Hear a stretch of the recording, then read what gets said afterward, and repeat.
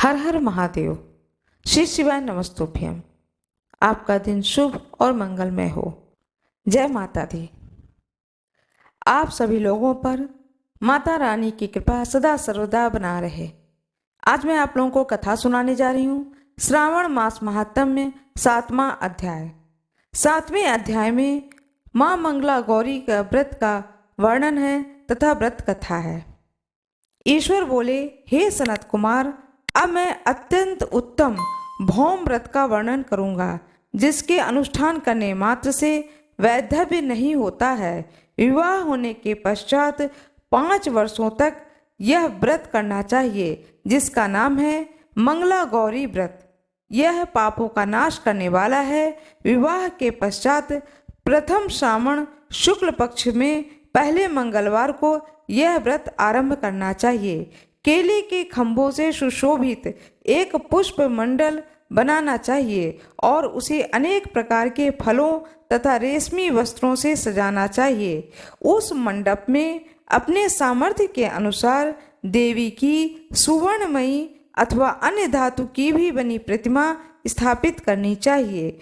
उस प्रतिमा की 16 उपचारों से, 16 दुर्वा दलों से, 16 चावलों से तथा 16 चने की दालों से मंगला गौरी नामक देवी की पूजा करनी चाहिए और 16 बत्तियों से 16 दीपक जलाने चाहिए। दही तथा भात का नैवेद्य भक्ति पूर्वक अर्पित करना चाहिए। देवी के पास ही पत्थर का सील तथा लोढ़ा स्थापित करना चाहिए। 5 वर्ष तक इस प्रकार से व्रत करने के पश्चात उद्यापन करना चाहिए। माता को वायन प्रदान करना चाहिए, जिसकी विधि आप सुनिए।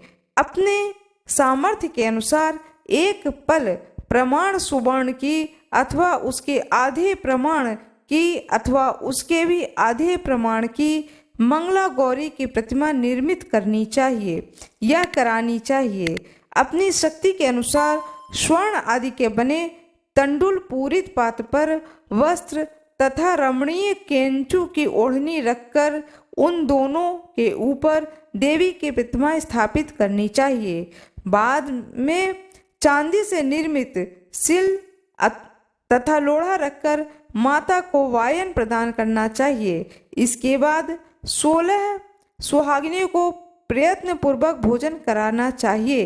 हे विप्र, इस विधि से व्रत करने पर 7 जन्मों तक सौभाग्य बना रहता है और पुत्र पौत्र आदि के साथ संपदा विद्यमान रहती है। सनत कुमार बोले, सर्वप्रथम इस व्रत को किसने किया था और किसको इसका फल प्राप्त हुआ?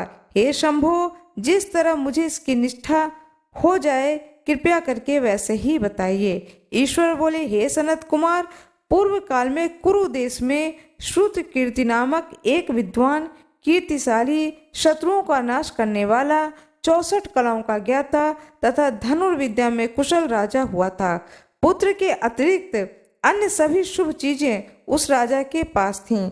अतः वह राजा संतान के विषय में अत्यंत चिंतित हुआ और जब ध्यानपूर्वक देवी की आराधना करने लगा, तब उसकी कठोर तपस्या से देवी प्रसन्न हो गईं और उससे यह वचन बोली, हे सुव्रत, वर मांगो।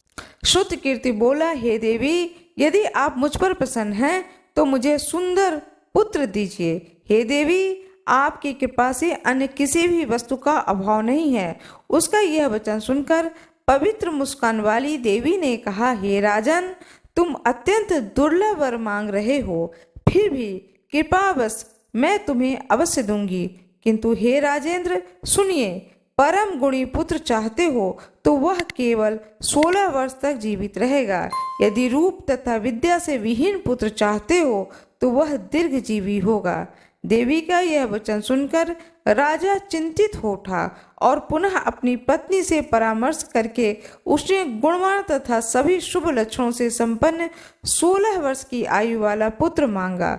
तब देवी ने भक्ति संपन्न राजा से कहा, हे नृपनंदन, मेरे मंदिर के द्वार पर आम का वृक्ष है, उसका एक फल लाकर मेरी आज्ञा से अपनी भार्या को उसे भक्षण करने हेतु प्रदान करो। जिससे वह शीघ्र ही गर्भ को धारण करेगी, इसमें संदेह नहीं है। प्रसन्न होकर राजा ने वैसा ही किया और उसकी पत्नी ने गर्भ धारण कर लिया। 10वें महीने में उसने देवतुल्य सुंदर पुत्र को जन्म दिया। हर्ष तथा शोक से युक्त राजा ने बालक का जात कर्म आदि संस्कार किया और भगवान शिव का स्मरण करते हुए उसका नाम चिरायु रखा। इसके बाद पुत्र के 16 वर्ष के होने पर पत्नी सहित राजा चिंता में पड़ गए और विचार करने लगे कि यह पुत्र बड़े कष्ट से प्राप्त हुआ है और मैं इसकी दुखद मृत्यु अपने ही सामने कैसे देख सकूंगा। ऐसा विचार करके राजा ने पुत्र को उसके मामा के साथ काशी भेज दिया। प्रस्थान के समय राजा की पत्नी ने अपने भाई से कहा कि कार्पेटिक का वेश धारण कर आप मेरे पुत्र को काशी ले जाइए। मैंने भगवान मृत्युंजय से पूर्व में पुत्र के लिए प्रार्थना की थी और कहा था कि विश्वेश आप जगतपति की यात्रा के लिए उस पुत्र को अवश्य भेजूंगी, अतः आप मेरे पुत्र को आज ही ले जाइए और सावधानी पूर्वक इसकी रक्षा कीजिएगा। अपनी बहन की यह बात सुनकर भांजे के साथ वह चल पड़ा। कई दिनों तक चलते चलते वह आनंद नामक नगर में पहुंचा। वहां सभी प्रकार की समृद्धियों से संपन्न वीरसेन नाम वाला राजा रहता था। उस राजा की एक सर्वलक्षण संपन्न युवा अवस्था प्राप्त मनोहर तथा रूप लावण्यमयी मंगला गौरी नामक कन्या थी। सभी उपमानों को तुच्छ करके सौंदर्य अभिवृद्धि को प्राप्त कर वह कन्या किसी समय सखियों के साथ नगर के उपवन में क्रीड़ा करने के लिए गई हुई थी। उस समय वह चिरायु तथा उसके मामा दोनों वहां पहुंचे और वह उन कन्याओं को देखने की लालसा से वहीं विश्राम करने लगे। इसी बीच विनोद पूर्वक क्रीड़ा करती हुई उन कन्याओं में से किसी एक ने कुपित होकर राजकुमारी को रांडा कहा। यह कुवचन सुनकर उसने अशुभ वचन को सुनकर राजकुमारी ने कहा कि तुम अनुचित बात क्यों बोल रही हो? मेरे कुल में तो इस प्रकार कोई नहीं है। मंगला गौरी की कृपा से तथा उनके व्रत के प्रभाव से विवाह के समय जिसके सर पर मेरे हाथ से अक्षत पड़ेंगे, हे सखी, यदि वह अल्प आयु वाला होगा तो भी चिरंजीवी हो जाएगा। इसके बाद वह सभी कन्याएं अपने अपने घर चली गईं। उसी दिन राजकुमारी का विवाह था। वाहिक देश के दृढ़धर्मा नामक राजा के सुकेतु नाम वाले पुत्र के साथ उसका विवाह निश्चित किया गया था। वह सुकेतु विद्याहीन, कुरूप तथा बहरा था। सुकेतु के साथ आए हुए उन लोगों ने विचार किया, इस समय कोई दूसरा श्रेष्ठ वर लेकर जाना चाहिए और विवाह संपन्न हो जाने के बाद वहां सुकेतु पहुंच जाए। उन लोगों ने चिरायु के मामा के पास जाकर याचना की कि इस बालक को हमें दे दीजिए, जिससे हमारा कार्य सिद्ध हो जाए और इस पृथ्वी पर परोपकार के समान कोई दूसरा धर्म नहीं है। इस प्रकार से उन लोगों ने चिरायु के मामा को मना लिया। उनकी बात सुनकर चिरायु का मामा मन ही मन बहुत प्रसन्न हुआ, क्योंकि उसने उपवन में पहले ही कन्या के मंगला गौरी की बात सुन ली थी। फिर उसने एक बार कहा कि आप लोग इसे किस लिए मांग रहे हैं? कार्य के सिद्धि हेतु वस्त्र, अलंकार आदि मांगे जाते हैं, वर तो कहीं भी नहीं मांगा जाता। तथापि आप लोगों का सम्मान रखने के लिए मैं इसे दे रहा हूँ। इसके बाद चिरायु को वहां से ले जाकर उन लोगों ने विवाह संपन्न कराया। सप्तपदी आदि के हो जाने पर रात में शिव पार्वती के प्रतिमा के समक्ष उस चिरायु के हर्ष युक्त होकर मंगला गौरी के साथ शयन किया। उसी दिन चिरायु के 16 वर्ष पूरे हो चुके थे। अर्धरात्रि में साक्षात काल रूप में सर्प वहां पर आ गया। इसी बीच संयोगवश राजकुमारी जाग गई। उसने उस महासर्प को देखा और वह भय से व्याकुल होकर कांपने लगी। तभी उस कन्या ने धैर्य धारण कर 16 उपचारों से सर्प की पूजा की और पीने के लिए उसे दूध दिया। उसने दीनता भरी वाणी से उस सर्प से प्रार्थना तथा स्तुति की। मंगला गौरी प्रार्थना करने लगी कि मैं उत्तम व्रत को करूंगी जिससे मेरे पति जीवित रहें। ये जिस तरह से चिरकाल तक जीवित रहेंगे मैं वैसा ही करूंगी। इतने में सर्प वहां स्थित एक कमंडल में प्रवेश कर गया और उस मंगला गौरी ने अपनी कंचुकी से उस कमंडल का मुंह बांध दिया। इस प्रकार उसने अपने पति को अंगड़ाई लेकर जगाया। फिर उसने अपनी पत्नी से बोला, हे प्रिय, मुझे भूख लगी है। तब वह अपनी माता के पास जाकर खीर, लड्डू आदि ले आई। उसके द्वारा दिए भोज्य पदार्थ को उसने प्रसन्न मन होकर खाया। भोजन के पश्चात हाथ धोते समय उसके हाथ से अंगूठी गिर पड़ी। तांबुल खाकर वह पुनः सो गया। इसके बाद मंगला गौरी कमंडलों को फेंकने के लिए जाने लगी। विधि की कैसी गति! उस कमंडल में से बाहर की ओर जगमग करती हुई हार कांति को देखकर वह आश्चर्यचकित हो गई। घट में स्थित उस हार को उसने अपने कंठ में धारण कर लिया। इसके बाद कुछ रात शेष रहते ही चिरायु का मामा आकर उसे ले गया। इसके बाद वर पक्ष के लोग सुकेतु को वहां ले आए।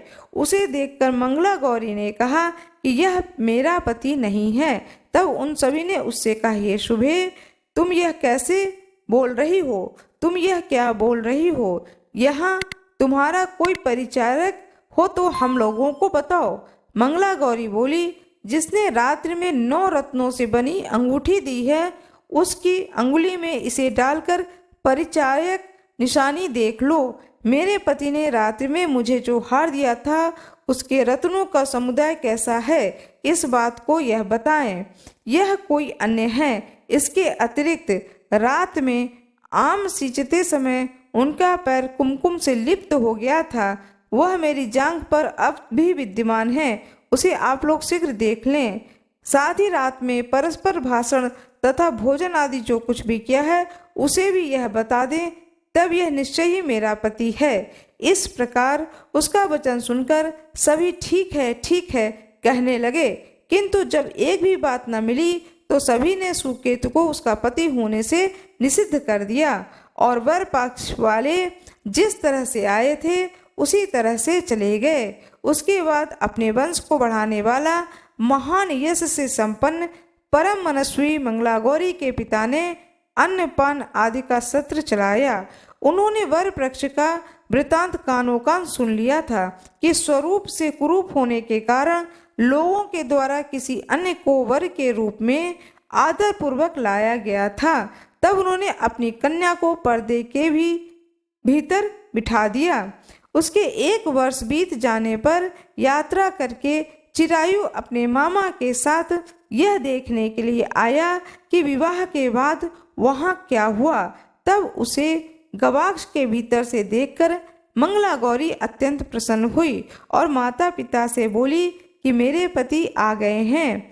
राजा ने अपने सुहृदय जनों को बुलाकर पूर्व में कहे गए सभी परिचायकों को निशानी को देखकर मंद मुस्कान वाली अपनी कन्या चिरायु को सौंप दी। राजा ने शिष्ट जनों को साथ लेकर विवाह का उत्सव मनाया।